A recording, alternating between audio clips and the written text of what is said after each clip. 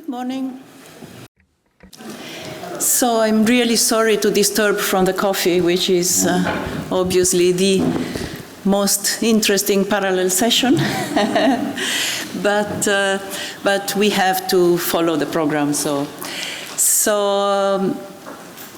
As our Secretary General announced before the break, we have now here a session that is devoted to the one of the centers for research and study that have been organized in the past years.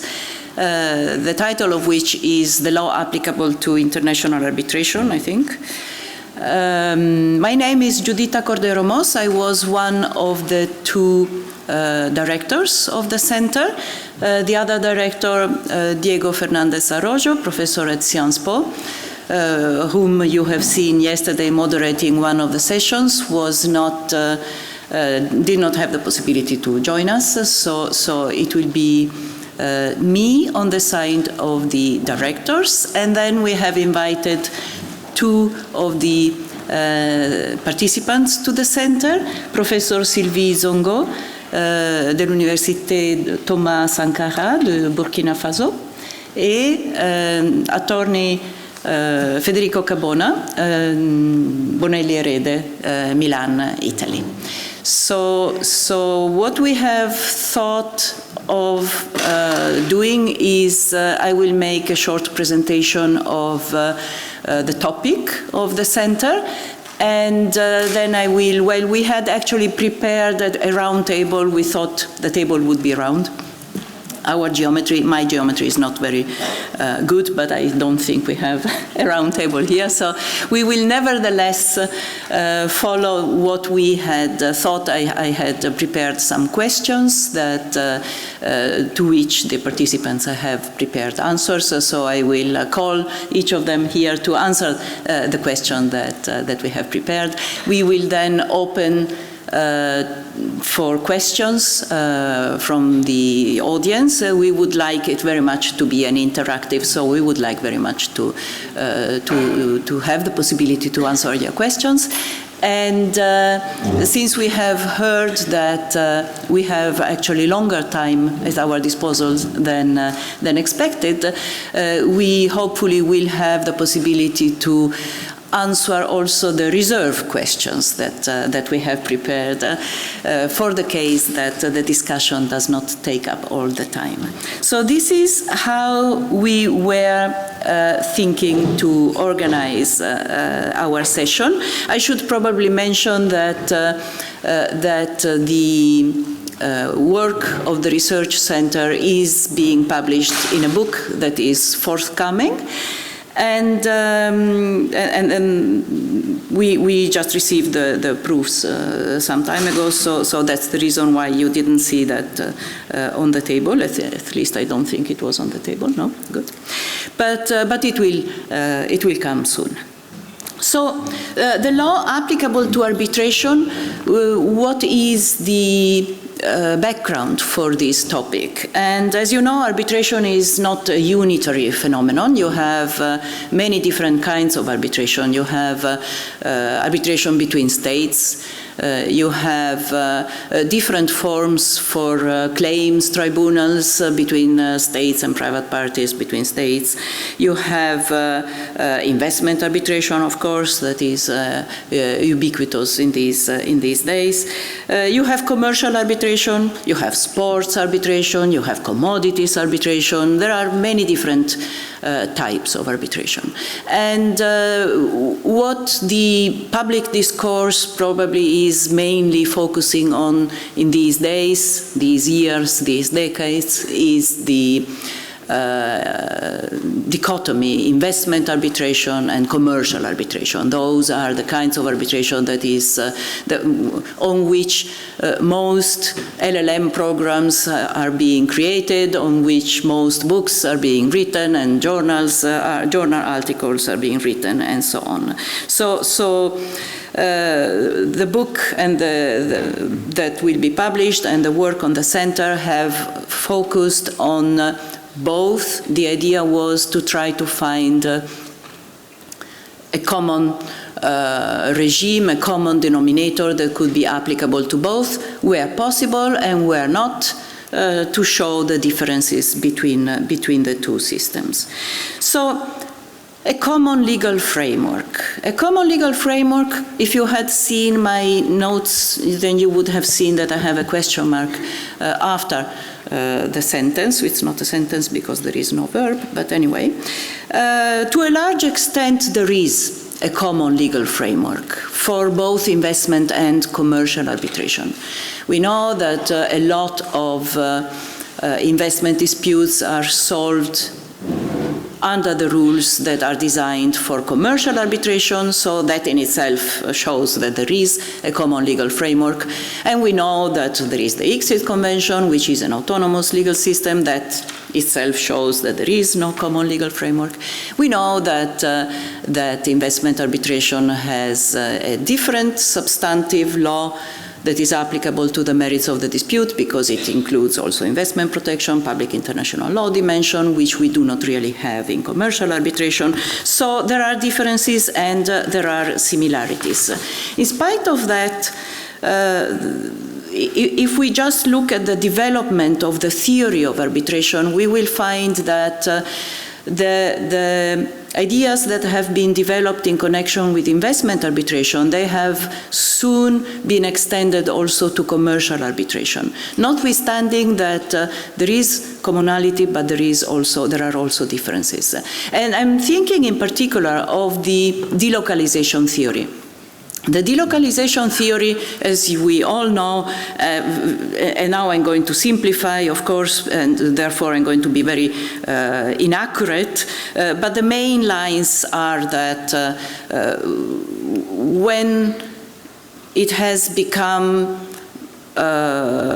more relevant to see disputes between investors or individuals and the host countries, it has become evident that it was not possible to subject those disputes to the law, internal law of the host country only, because the whole point of investment disputes is to find out whether the conduct of the host country, including its legislation, is in compliance with the commitments of investment protection that are to be found in public international law. So the idea was, and the reason for starting to talk about delocalization and internationalization of arbitration, the idea was you cannot find within the legislation or within the law of the host country the parameters to evaluate the compatibility of that very law of the host country with some other criteria, external parameters. You need to have external parameters. And that is the reason why you have the role of public international law under Article 42 of the ICSID Convention, for example, and that is what explains the necessity to internationalize arbitration, and that explains the basis for the delocalization theory, arbitration as an international autonomous order that is not subject to the law of the host country, but is subject to more international external parameters. So the question is there the same necessity to subject the disputes to external parameters, to parameters that are external to a national law, to a domestic legal system? Is there the same necessity for commercial disputes? And apparently there is, because the delocalization theory had a huge success and is certainly the prevailing theory when it comes also to commercial arbitration. And there were some voices, and I myself am actually among those, that were questioning the necessity to consider commercial arbitration as an autonomous system. It is true that there is that there are international conventions. The New York Convention of 1958 is the most important, that are creating a very autonomous system. Courts have to decline jurisdiction if there is an arbitration agreement. Courts have to enforce arbitral awards and so on. So it is true that there is an autonomous legal system to a very large extent, autonomous legal system also for commercial arbitration. But we should not forget that that autonomous legal system has its basis in an international convention, the New York Convention, in domestic legislation, arbitration law, and both the New York Convention and domestic arbitration law, they give a large, very large room to party autonomy and to the discretion of the arbitral tribunal, enhancing this autonomy that they create. However, party autonomy and the discretion of the arbitral tribunal, they exist because they have a basis in this convention and in domestic arbitration. So there is a tension between the idea of an autonomous system and the connection with domestic or international systems in commercial arbitration, and there is no evident need to use external parameters for the merits of the dispute in commercial arbitration, because the dispute, the subject of the object, the direct object of the dispute in commercial arbitration is the contract, the relationship between the parties, and they are subject to a law, and it's that law that is external to the object of the dispute. It's that law that gives the external parameters under which the dispute will be solved,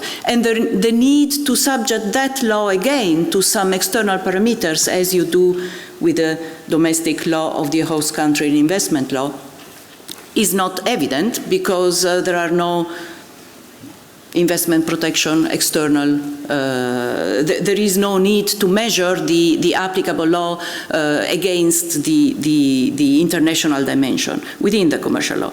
Nevertheless, in any case, in spite of all this, the delocalization theory has, as I said, been extended also to the commercial arbitration, and this has led to the very widely and strongly affirmed opinions according to which there is no need to have choice of law rules in arbitration, because there is no need to apply a national law, and therefore no choice of law rules, no national law. It's an autonomous legal system, it is delocalized, and so on. Now, this clashes against the necessity to have valid and enforceable arbitral awards, because the validity and the enforceability of the awards is judged by the courts, and the courts, they apply international conventions or their own law to determine the validity and the enforceability of the award. It clashes also with the need to ensure certain predictability and legitimacy to arbitration, so that it has repercussions on the scope of arbitrability. What are the disputes that can be arbitrated is a question that is decided under the national law. It's decided by the courts. And if the courts start seeing that arbitration is being a little bit too independent, it's too delocalized, it does not take into consideration fundamental principles, etc., well, then they restrict the scope of what can be arbitrated. We have seen examples already in connection with agency contracts. Of course, in investment arbitration, we have also a reaction that we all know by the EU Court of Justice. We have all the criticism that is being made, for example, within the Working Group 3 of the UNCITRAL, etc. So we have this tension between ambitions of delocalization that have a very good basis for investment arbitration, that are applied also to commercial arbitration, and on the one side. And on the other side, the tension with the need to have a valid and enforceable arbitral awards, the need to preserve predictability and legitimacy of arbitration. Within this picture, the question arises, so which law is applicable to arbitration? Is it delocalized? Is it not delocalized? And if it is not delocalized, is it the law of the seat of the arbitral tribunal? Is it the law governing the contract? Is it the law of the court? Which other law is it? And it is all these questions that arise. Of course, we know that there are different answers to each of these, to each possible issue that arises in this connection. But since there are also different approaches and different theories, we thought that it would be appropriate to have a comprehensive study of the different aspects of the choice of the law applicable to arbitration. So that's the background for the Center of Research for the choice of this topic. Professor Arroyo and I, we prepared a list of 24 different issues, knowing that, as I mentioned, there is no unitary answer to the choice of law in arbitration. So 24 different issues that may prompt different answers to the question of the applicable law.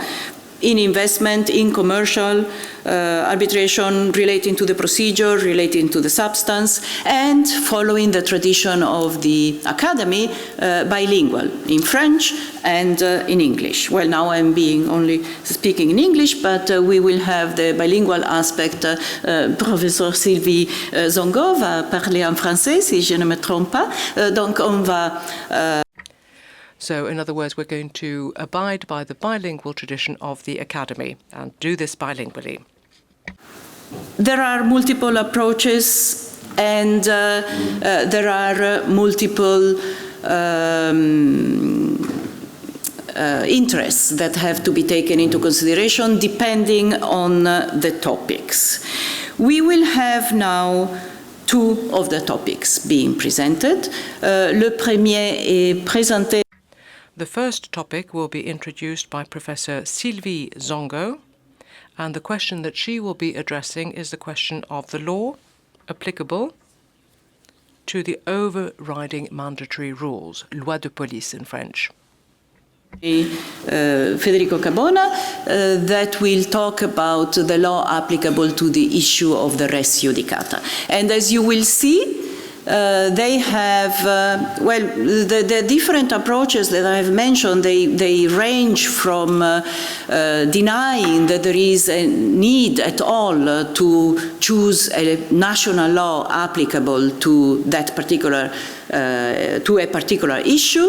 That's one extreme of the spectrum, and the other extreme is to say that the law that has to be applied to a particular issue is the national law that is determined by the conflict rules of the seat of the arbitral tribunal. Those are the two extremes of the spectrum, and then in between you have a whole range of different approaches, going from, we should have an international standard, substantive standard, or we should have a transnational conflict rule, or we should have a plurality of conflict rules and pick the best one, or we should have a normal conflict rule, a traditional conflict rule. Different approaches, different issues.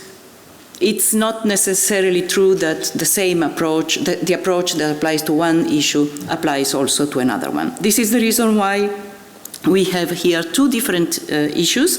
And the question that I had prepared for each of the presenters was, why did you choose that particular approach for your particular issue. So this is what we are going to listen. First, Professor Sylvie Zongo, afterwards, Attorney Federico Cabona. They will explain to us which approach they have chosen for their particular issue and why that is the right approach. So I will leave the floor to Professor Zongo.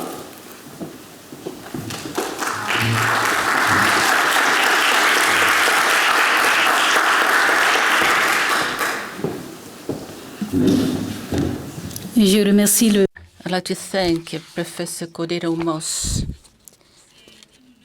It's an honor for me to be inviting to take part in this colloquium and to take part in this particular panel. I did attend the program of research and studies in 21 on the theme of law applicable to international arbitration, and I'd like to thank the Academy for inviting me. Allow me to thank Professor Cordero-Moss, as well as Professor Fernández Arroyo, for the assistance they gave us when we worked at this center. They've been extremely efficient professors, reassuring, demanding as well, but reassuring most of all. So thank you very much, both of you. Please transmit my thanks to Professor Arroyo. So my topic for this morning has to do with the overlay mandatory rules, which are not part of the set of rules in the set appointed. I'd like to borrow a definition. The overriding mandatory rules is a mandatory provision, the compliance of which they seem to be crucial for the country in terms of safeguarding its public interest, and that claims to apply in all situations, regardless of the law applicable. As per the traditional country rules. This is typically what Rome wine states, and this definition highlights the particular mode of application that overly mandatory rules. It's a mandatory rules that claims to apply on the basis of its unilateral claim to apply. So it's a unilateral claim to be applied. And this is why the overriding mandatory rule is not the one that would apply if the traditional law rule would apply. So in other words, it evicts the traditional conflict rules. Once the parties have decided that the law applicable by the arbitration tribunal, the mandatory rule that is foreign to it and claims to apply, will prevail over the law of autonomy. Is it possible for an arbitrator, as a private judge designated and invested by the parties, to want a mandatory rule to apply and to prevail over the law chosen by the parties? On that question, I'd be tempted to say that the controversy is kind of exhausted or about to be extinguished. If you look at practice, it appears that in part of the fact there are still a few resistances here and there, arbitrators claim that they are under the obligation to apply the law of the mandatory rules foreign to the law designated by the party. There are many different awards that mention this. I'd like to refer to one particular award handed down by the ICC 7528 in 1993, where the arbitration, the tribunal says that the agreement of the parties shouldn't be thoroughized, should not prevail over all the mandatory rules. In all circumstances, certain rules are so important for the economic situation of the country or the social well-being of the population that international arbitrators should be ready to apply them, even though parties have no intention to do otherwise. So by stating this, the tribunals confirm the principle of the applicability of a third mandatory law rules, but it's not on the same legal foundation.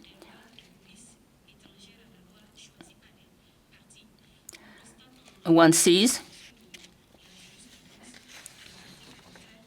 that in terms of arbitration practice, there are different approaches that can be invoked to justify the application of the applicability of a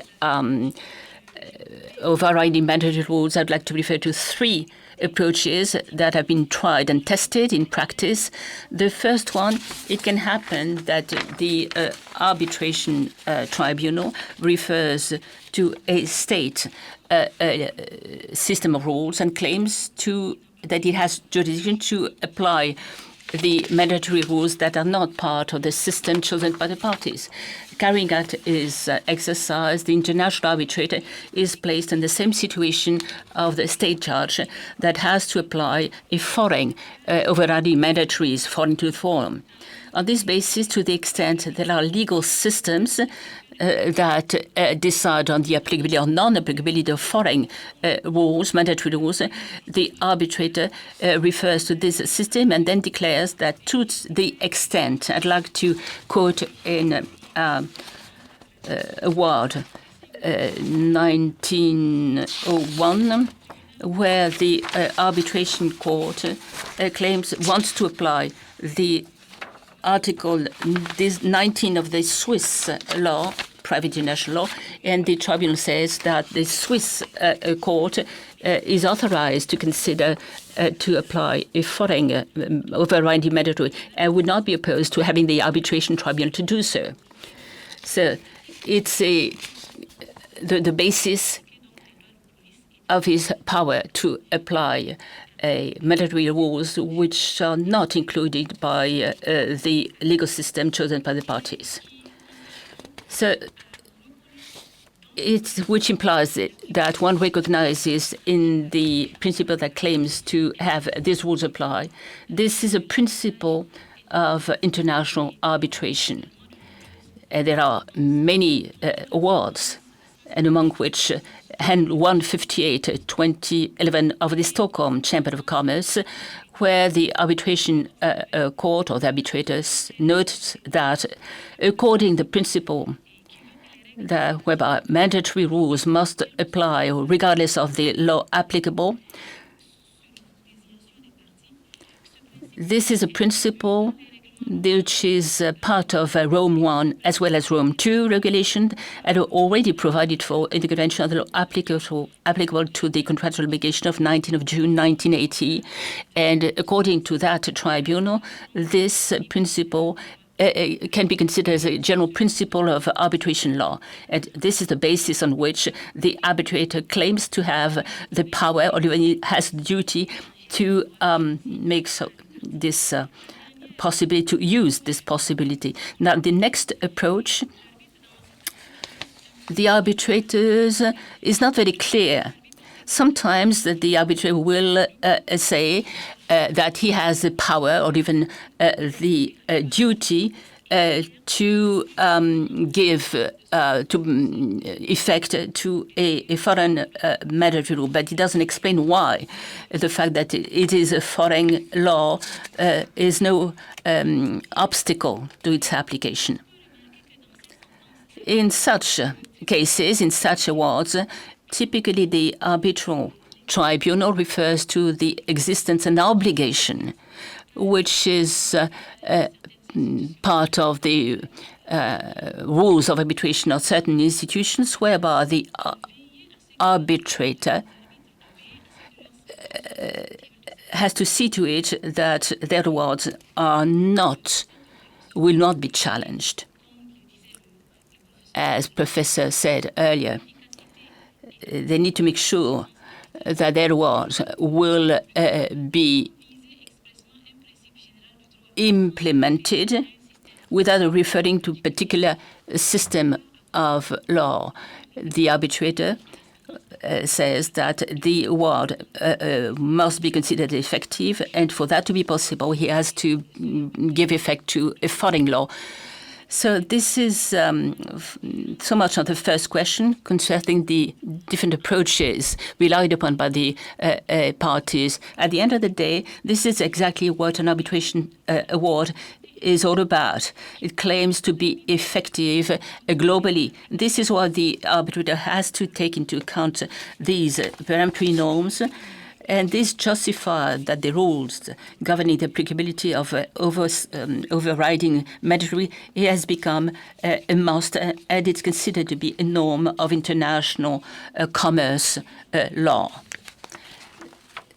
Now, another question is, to what extent or in which circumstances can the unilateral claim for a mandatory to apply, to what extent is it legitimate, to what extent should it be complied with by the arbitrator? Of course, the arbitrator is not supposed to choose a law which is not selected by the parties, but it doesn't mean that he has to automatically apply all the overriding mandatory rules that are claimed to apply in this particular case. If there's no legal framework or no laws in this, but you have to look at practice to try and find the criteria for the applicability of mandatory rules of a foreign state that can be used in arbitration. This is in spite of instabilities. There's no constant case law, but it's gradually becoming clearer. And we can see trends as to the circumstances when foreign law will be applied instead of the law designated by the parties. Some think that this is a materialistic approach, and I'll say a few words later on this criteria, and very briefly on the criteria that are rather materialist rather than idealistic. There are two of those materialistic criteria. The first one is the most frequent, the most constant, I would say, the more human criteria that raises the fact that the mandatory rule requires that there is a legal connection between the legal order that provides for this law and the disputes to which is submitted to arbitration. So when a foreign mandatory laws is invoked, the arbitrator will apply it on the basis that is a relevant link between the state that it is part of and a particular dispute. This first criterion is useful because even if it claims to apply as a mandatory rules, the possibility that rules governs or is applied to a particular situation has to be based on the facts.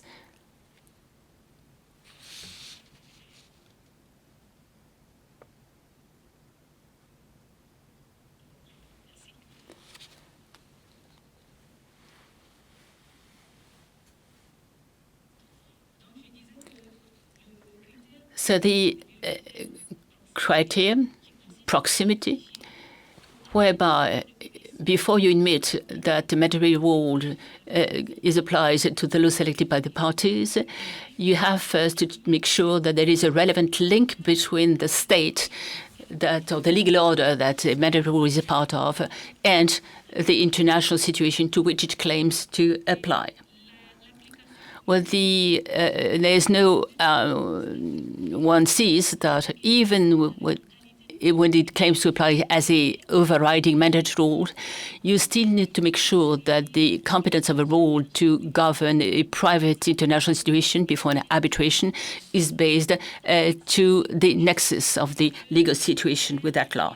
The second criterion is that one has to consider the legitimate expectations of the parties to avoid that the application of a law as a mandatory overriding rule comes as a surprise to the parties in view of the circumstances. And what matters most is the application of the wish. And this is really a controversial criteria. At least there's no unanimity yet on this law. You find it mentioned as a possibility, possible subsidiary criteria.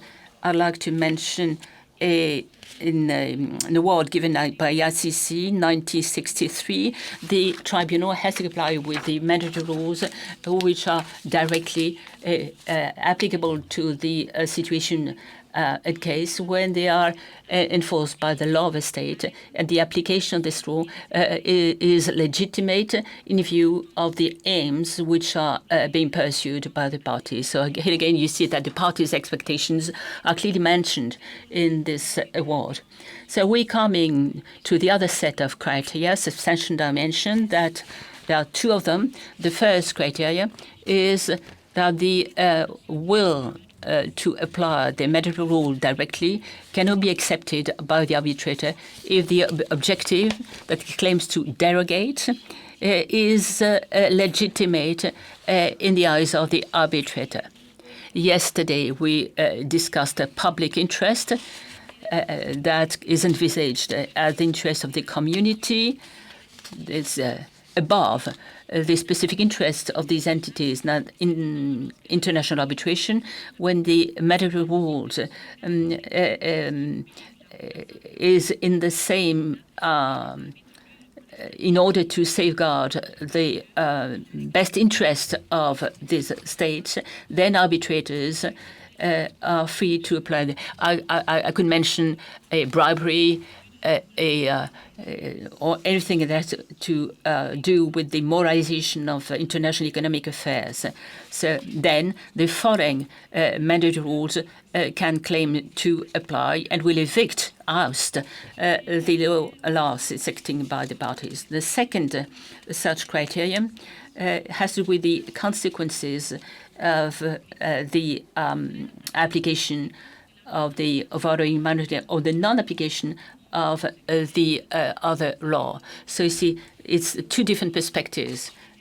Sometimes the same criterion is used to refuse applying the mandatory rule which would have as its effect in an outcome which would be incompatible with the justice.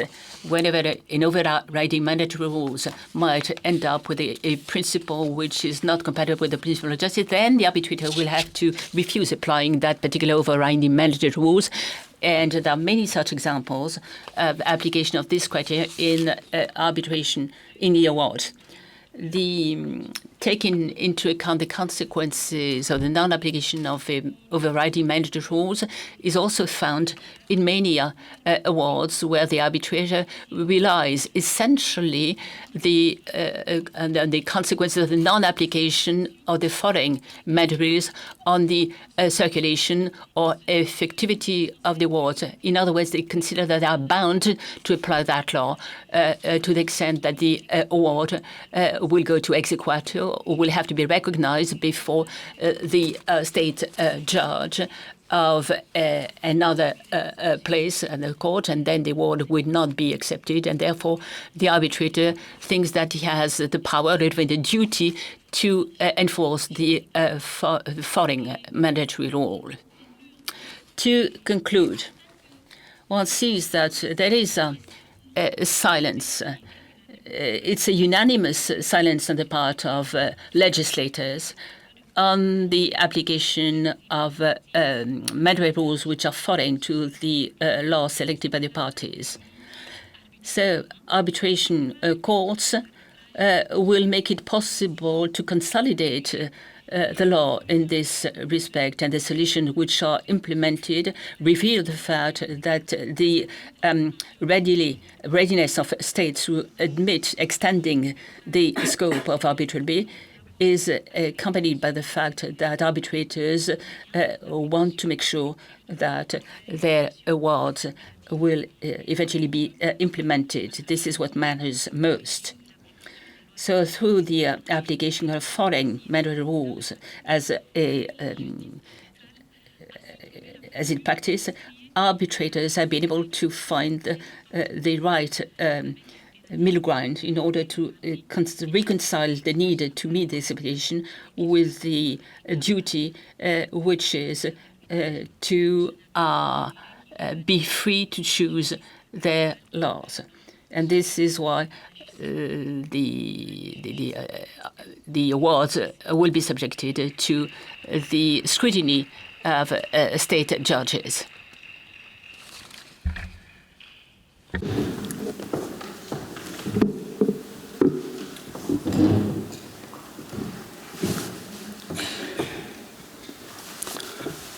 Excellencies, colleagues, friends, I beg for your indulgence, but before I answer the question put to me by Professor Cordero-Moss, I would like to beg for your indulgence and thank you, Professor, and Professor Fernandez Arroyo, who's not here today, and the Academy at large for the opportunity to participate in the Center for Studies, for overseeing my work, and for inviting me here today.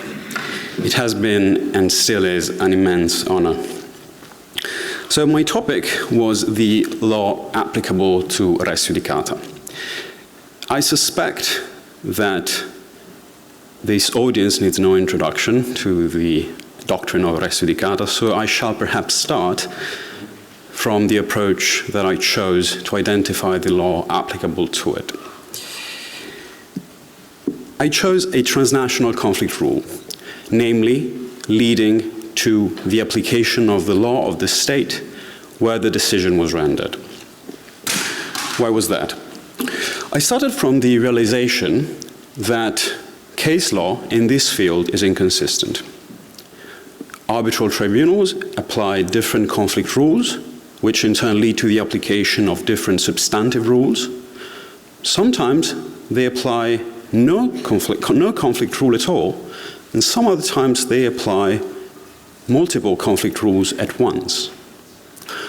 But in fairness, such inconsistency is far from surprising, because under the most commonly used national arbitration statutes and institutional arbitration laws, international arbitrators are afforded vast discretion when it comes to the selection of the law applicable to almost any given issue, obviously where the parties have not made any selection to that effect. And whereas an award failing to recognize the preclusive effect of a prior decision could be regarded as incompatible with public policy in certain states, probably a minority, a mere error in the identification of the law applicable to res judicata is but a legal error, and as such, it escapes review, again, in the most commonly used arbitration seats. I have to say that I believe that such discretion must be preserved. It serves good policy. Arbitrators, international arbitrators, are routinely faced with first impression issues that arise in the cracks between national laws, issues that do not find a readily available solution in any statute or case law, and that would trouble national courts as much, if not more, than arbitral tribunals. However, I do believe that such discretion could use some guidance. And I also believe that this is equally true for a number of the topics that were addressed in our collective work at the Center for Studies. The question, how can we guide the discretion that arbitral tribunals enjoy, which quickly turns into another question, which is, what do we want to achieve by guiding such discretion? I found three overarching principles, three overarching goals worth pursuing in this exercise: predictability, harmony, and viability. By predictability, I mean that parties should be able to inform their choices based on the law, more concretely, based on the awareness of what the law is.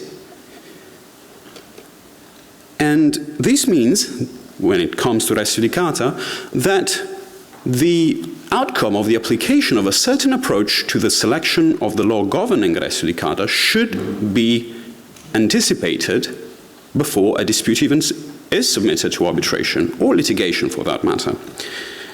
So, in my opinion, the parties should not only be enabled to anticipate what the preclusive effects of a past decision are going to be before trying to relitigate a certain matter, they should also be put in a position to anticipate the effects, the preclusive effects, pardon me, of a future decision.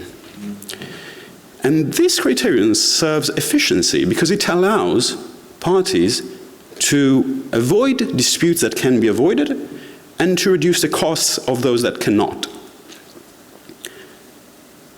And efficiency is a concern because res judicata, unlike other issues that we have discussed in the Center for Studies, serves not only in private but also public interest. Applying, as I suggest, the law of the state where the decision is issued, the decision vested with res judicata effects, to res judicata achieves this goal. By contrast, what does not achieve the same goal would be the application of the opposite conflict rule, which would be, as you might guess, the application of the law of the state where the preclusive effect of a past decision are relied upon. Why is that? That is because this other option, this alternative, allows for what I would call legal arbitrage, for forum shopping. Because a party, especially when we're talking about groups of companies whose activities span across multiple nations, in disputes that in the subject matter are truly international, could look for the forum where the laxer standards of res judicata would be applied to try to relitigate an issue. And in my opinion, this is an outcome that should be avoided as far as possible. 2, harmony. By harmony, I mean that loopholes, overlaps, and inconsistencies in the approaches of different decision makers, which can be international or national courts or arbitral tribunals, should be avoided. And to this end, I submit that the same approach should be applied to arbitral awards and judicial decisions alike, by national courts and by arbitral tribunals alike. There is no reason, in my eyes, why the effect of a decision should be regarded differently depending on whether it is arbitral or judicial, or whether this analysis is carried out by an arbitrator or a judge. And this can be achieved by using a conflict rule leading to the application of a domestic law. Why is that?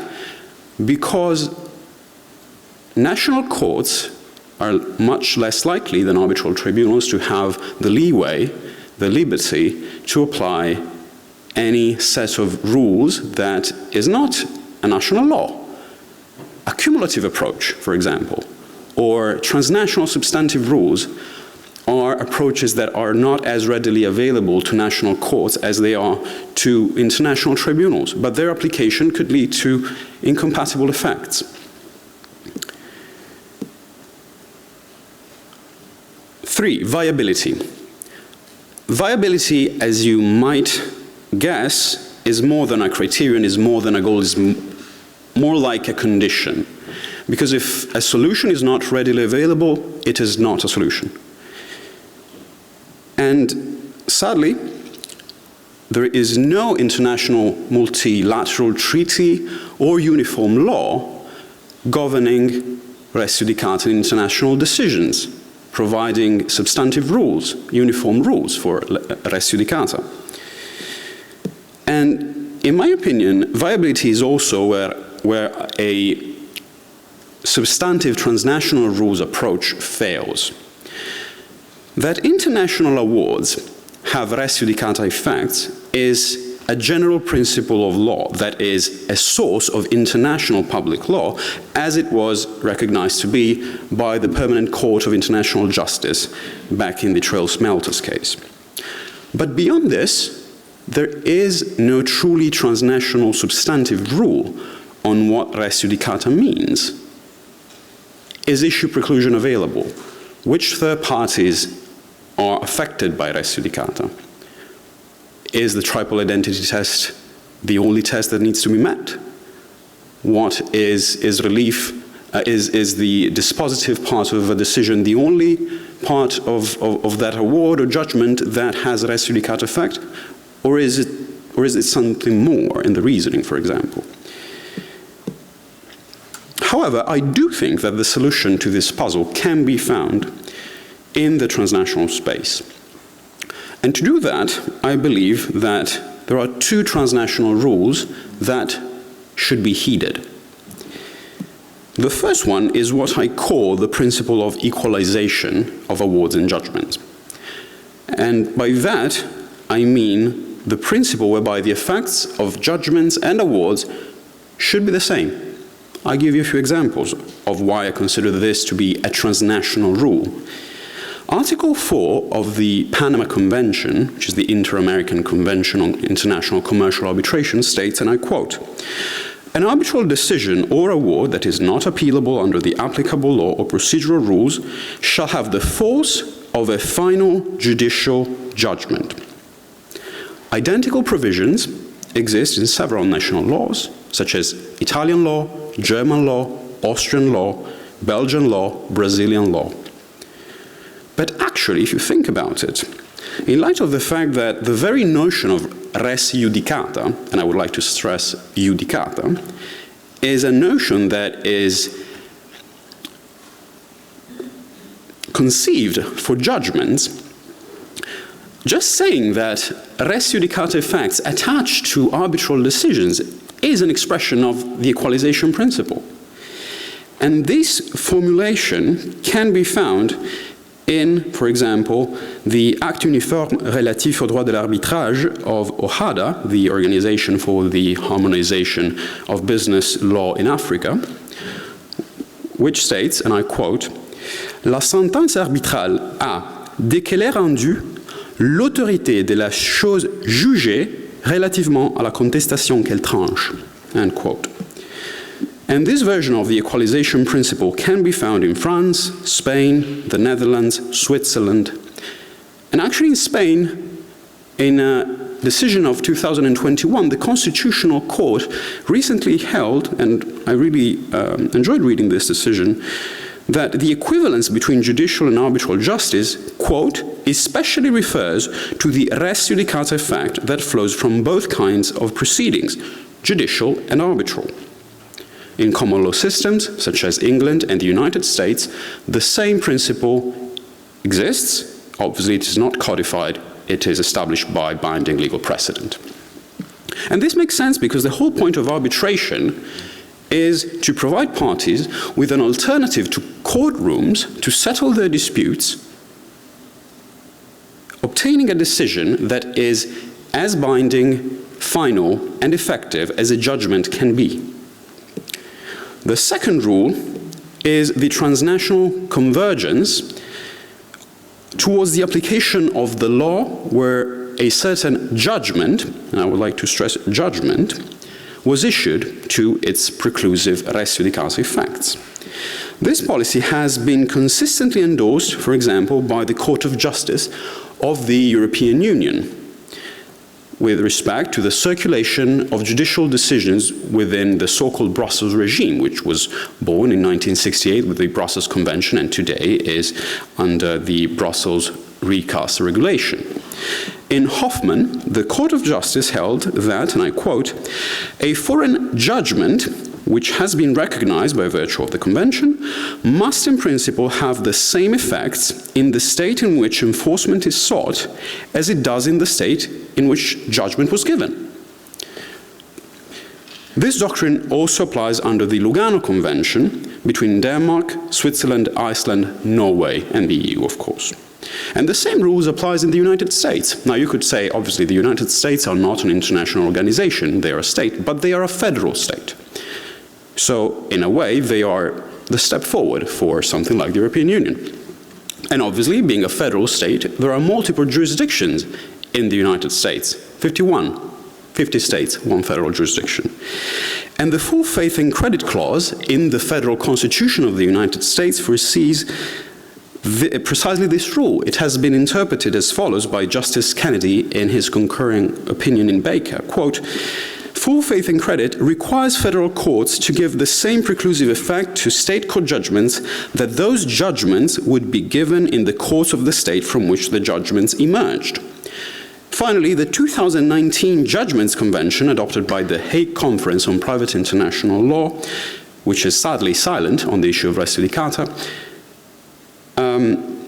had this wrinkle that I would like to note, that in a previous draft, a rule found its place. It was then deleted, but it's still notable that it was there at some point.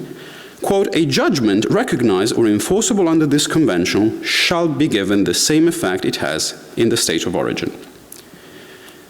To conclude, if it is transnationally accepted that, 1, arbitral awards and judicial decisions should be afforded the same preclusive effects, and 2, judgments, or at least a consensus is forming that judgments should be granted preclusive effects as they would have in the country where they originated, why shouldn't this be the case for arbitral awards as well? Thank you very much.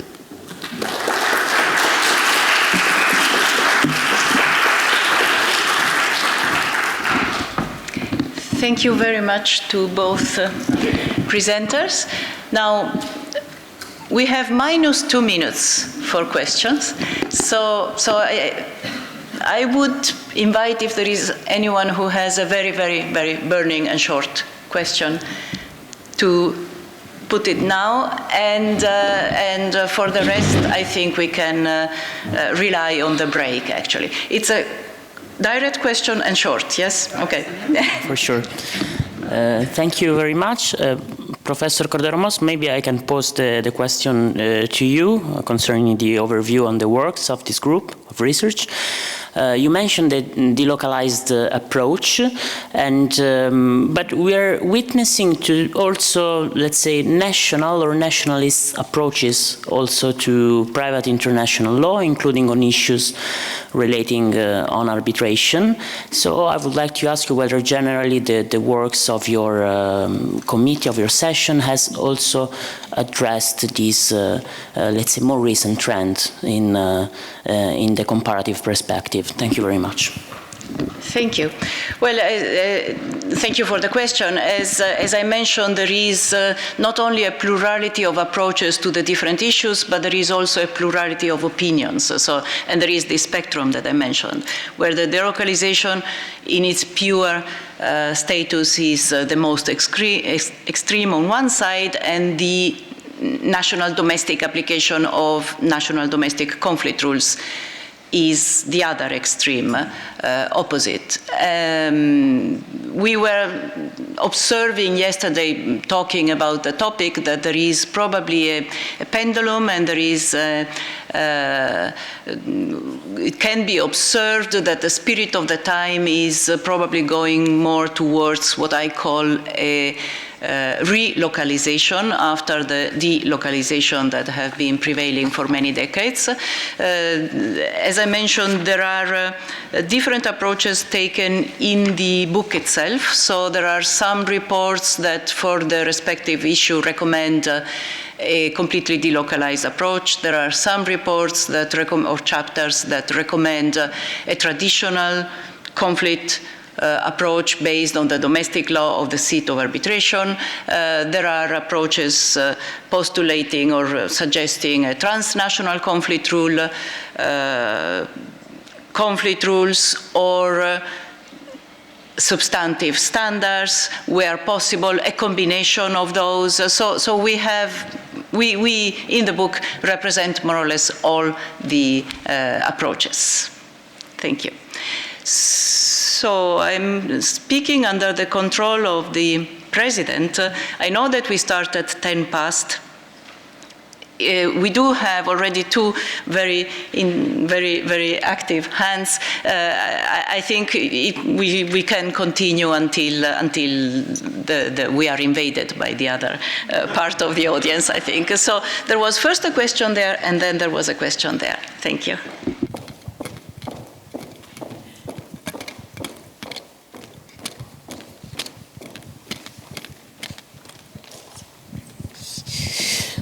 Bonjour.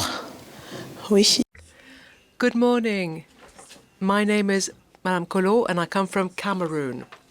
And I have a question that I would like to put to Mrs. Sylvie Zongo, who spoke about mandatory overriding rules, loi de police.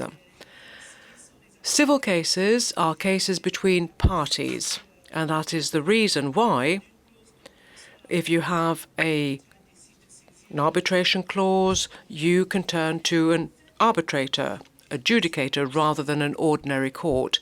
I was wondering whether you would apply mandatory overriding rules to such parties rather than what they might choose in their convention, in their treaty. And is that not actually unlawful? I mean, what if one of the parties is not satisfied with the law? What happens then? Are you going to say that the award has res judicata, and that's the end of it? And if so, couldn't that party actually lodge a complaint regarding, for instance, violation of sovereignty, or indeed the will of the parties? That's my question. Thank you very much, says Mrs. Cordero. I suggest we perhaps take the next question, so we'll take the second question, and then we'll hear the answers.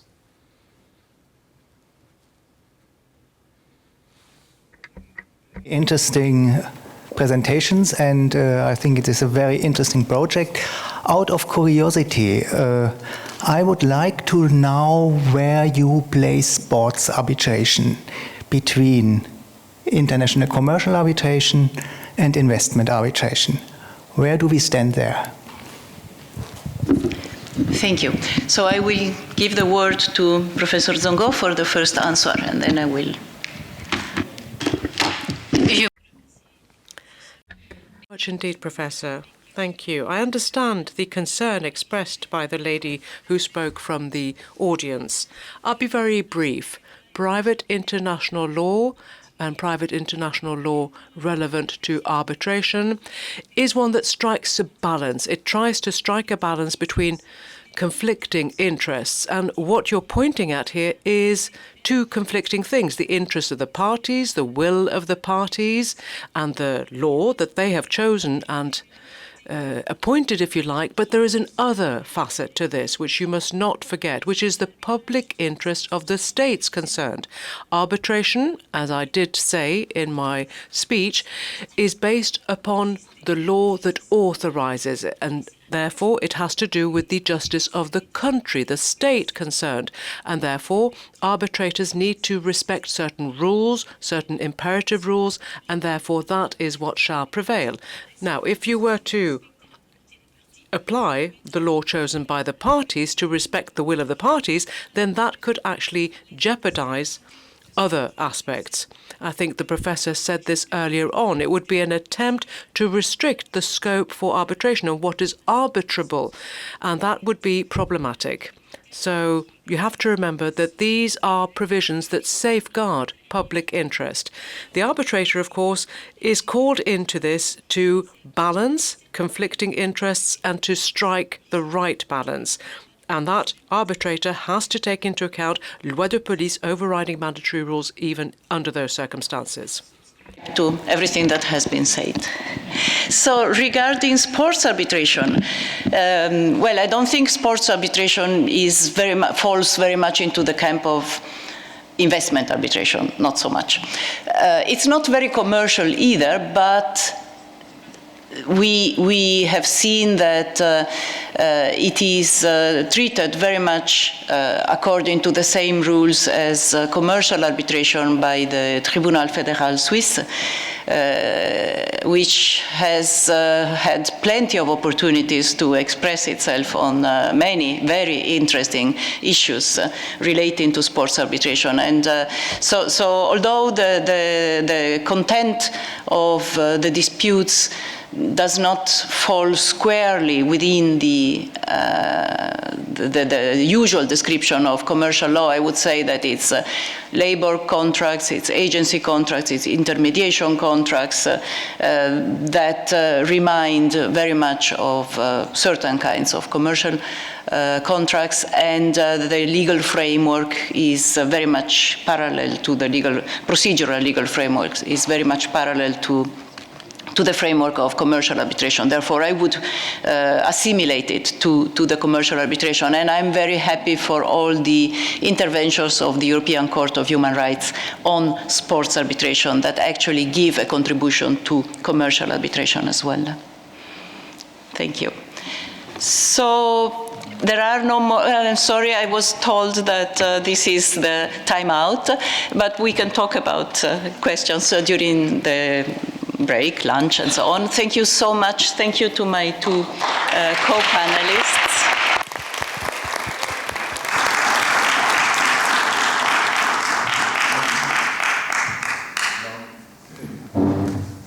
Je ne sais plus qui...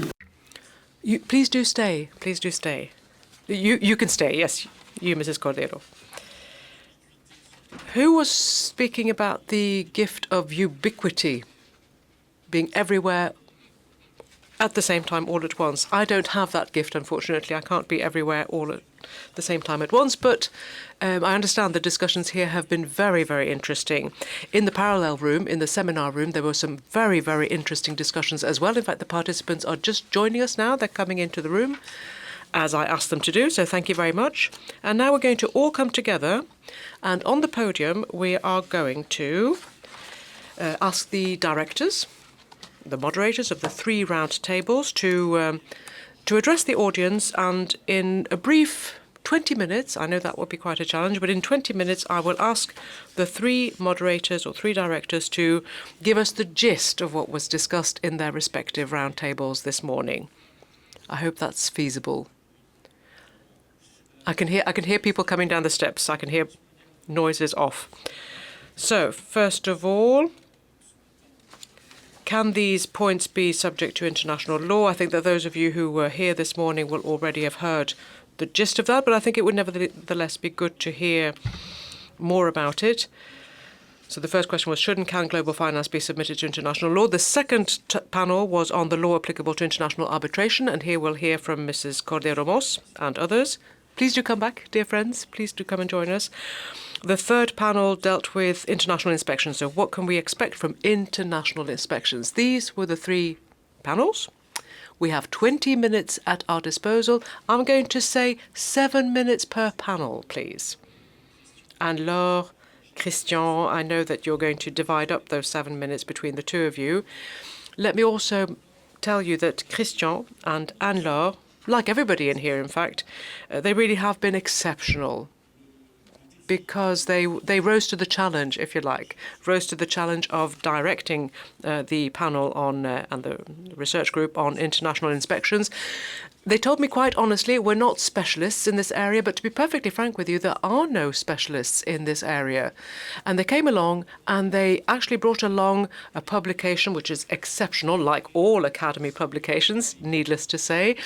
Some really interesting material in there, and I think that in the minutes speaking time that they have, they will tell you a little bit more about that.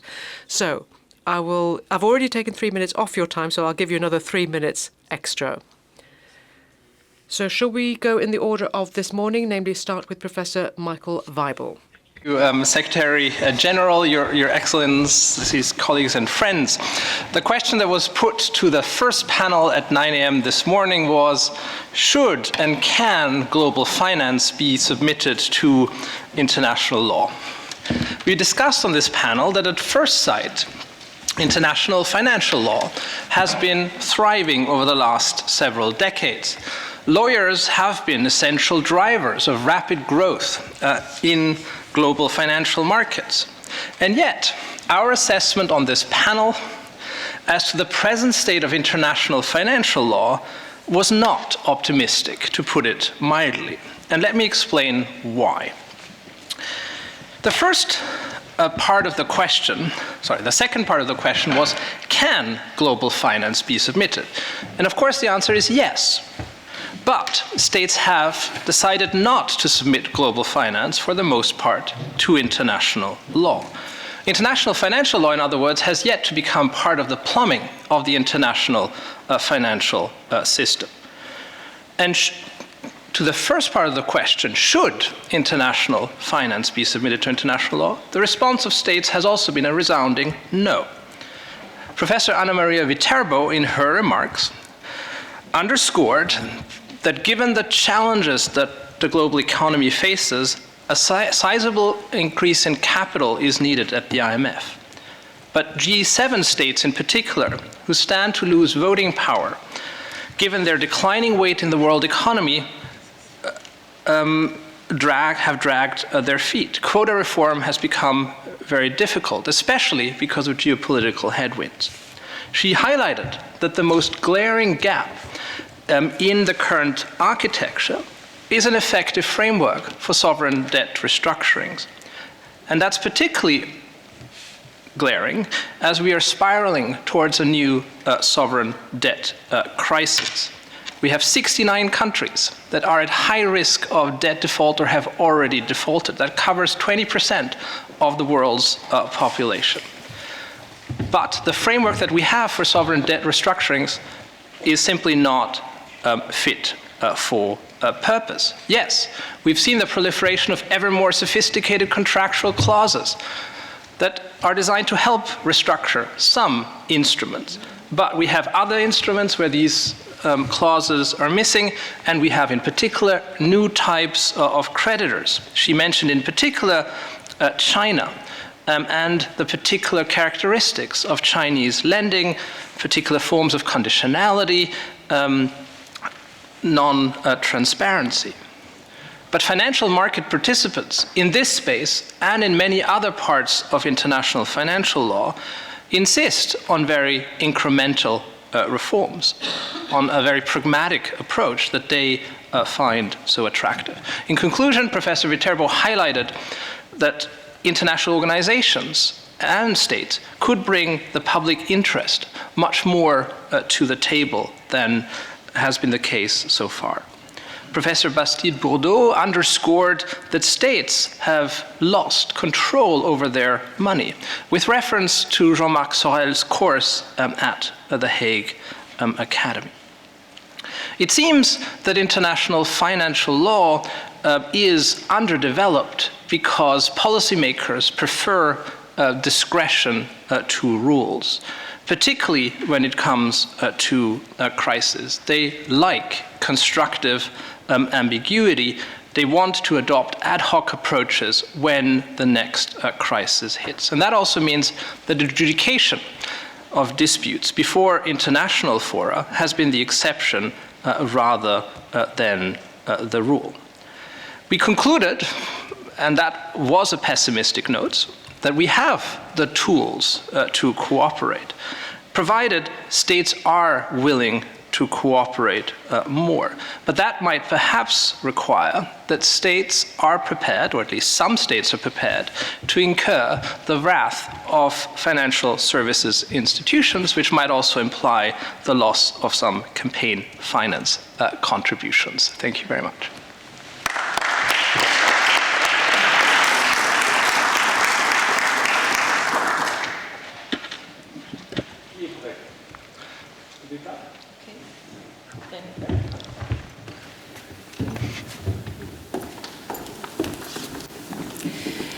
Merci.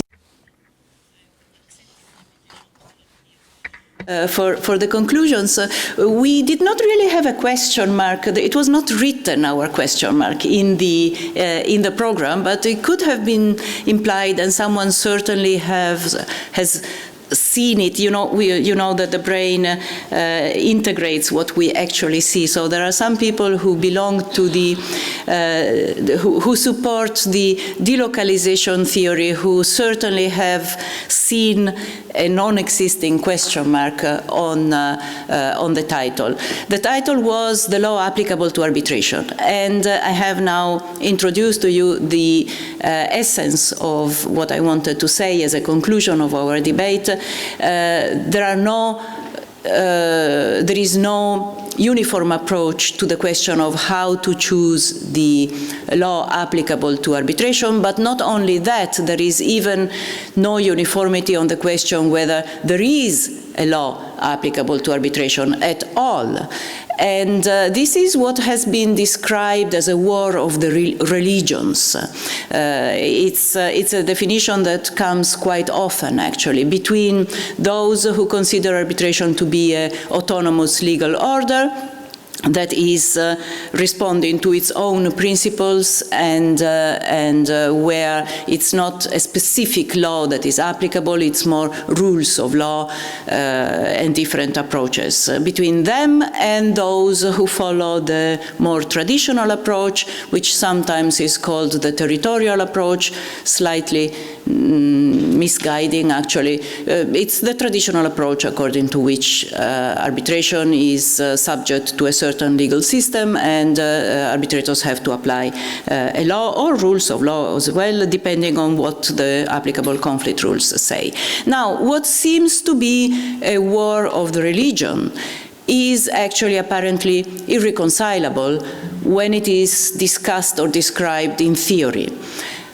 Because one camp says it's an autonomous legal system and the other camp says no, it's a legal system that has its basis in existing domestic laws or international conventions. Why do I say that it seems to be irreconcilable? Because if you look at how these different approaches are applied in practice, if you look at how they are implemented, what effects they are given, they do not really differ so much from each other. Why is that? Because the delocalization theory, or the camp that wants arbitration to be a completely autonomous order, legal order, does recognize exceptions. There are exceptions for the legal capacity of the parties. That's subject to a national law. There are exceptions for overriding mandatory rules. They have to be applied and taken into consideration if you want the award to be enforceable.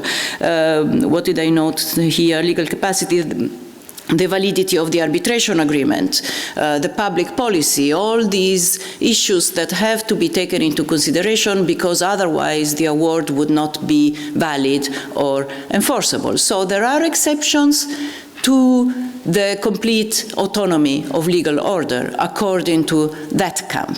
And according to the other camp, it's not that there is only one law that is applicable to all legal issues. So you have, under the private international law method, the dépassage, the separability doctrine, so you can very well have different legal issues applicable to different laws.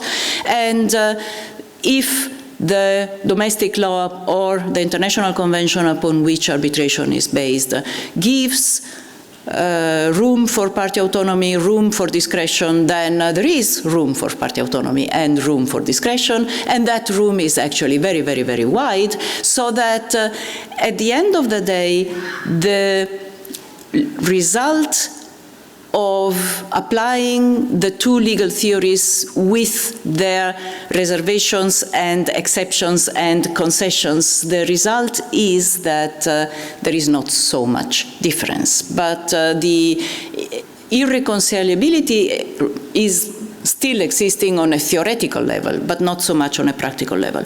And this is actually very much the gist of the project that we have presented. The book is, and the center has looked at the approach to choosing the law applicable to various different issues within commercial arbitration and within investment arbitration, and we have concluded that there is no one single approach. There are many different approaches, and I think I will conclude here. Thank you very much.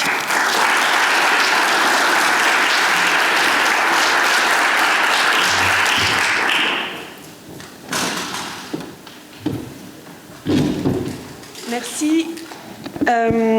Donc nous allons avec Christian, le professeur Christian. With Professor Christian terms, we're going to now deal with a panel entitled What Can We Expect from International Inspections? And we all thinking about inspections which occurred in Iraq, Iran, or more recently, Zaporizhzhia in Ukraine.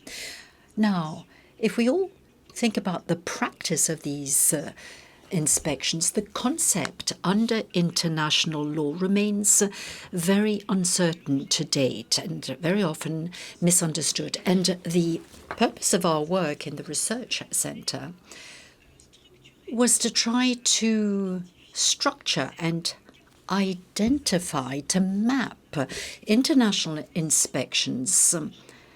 And we try to avoid just focusing on any particular regime, namely disarmament or the Antarctic or international human rights, but on the contrary, to try to find a common thread covering all of these practices. And the other difficulty we encountered is the fact that there is no clear definition, comprehensive definition of the concept of inspections.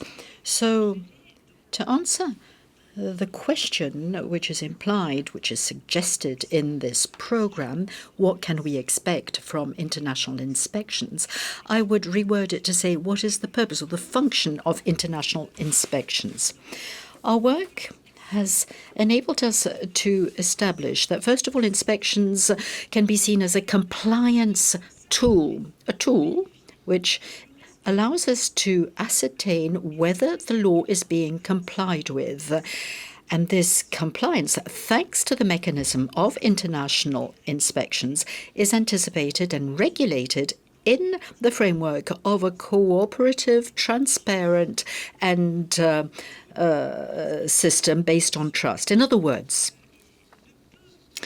international inspections can only really play their part if international relations integrate the idea of multilateralism and the idea whereby there should be trust amongst nations, which admittedly today seems to be a little bit more difficult, but nonetheless, and I'll allow my colleague to take over, we're nonetheless convinced that inspections is a crucial tool and needs to be developed, a tool of international relations. To see you for this concluding panel, with gratitude for the extra 2 minutes granted to us generously by the Academy.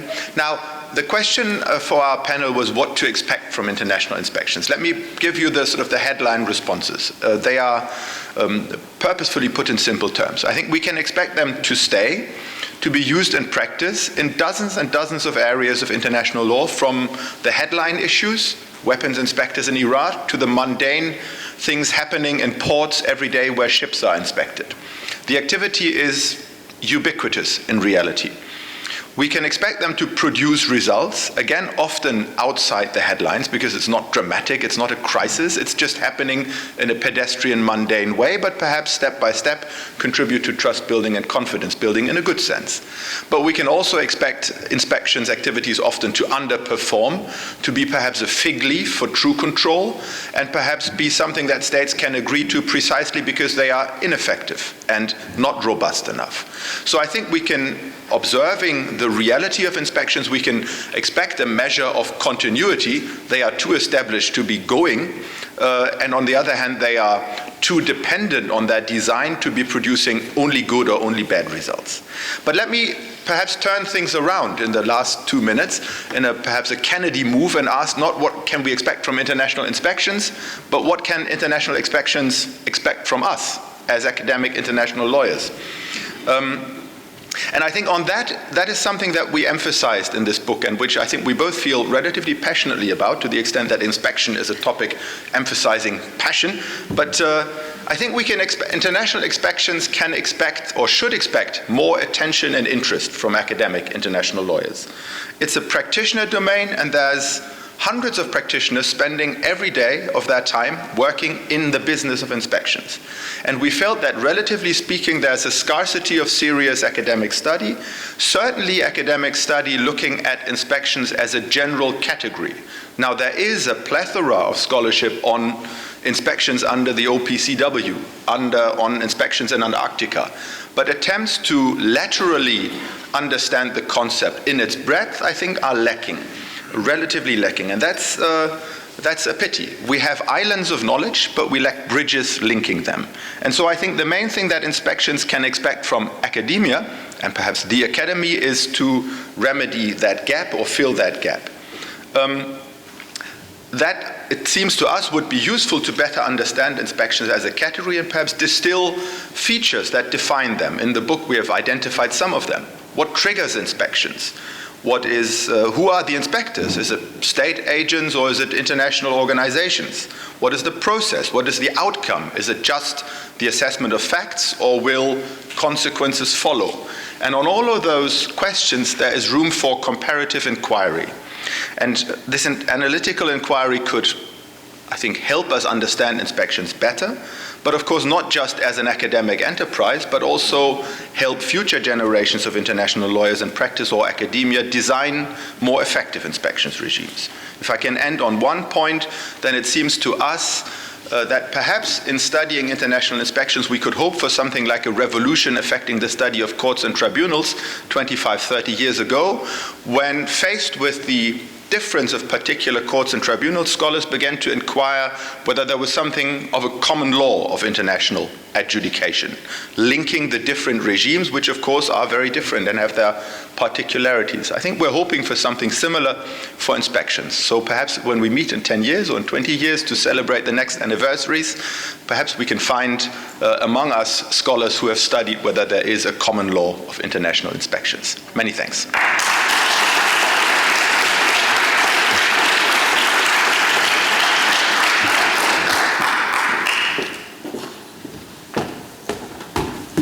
Un grand merci pour ces...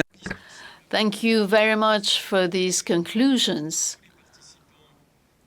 They have enlightened all of us, even those who weren't present at your roundtable. It is now time for the coffee break. The coffee is quite hot, so we never have time to finish our coffee before the bell. So I suggest that we come back here at 11:55 sharp. So it's not what is on the program. So 11:55 so that you can finish your coffee.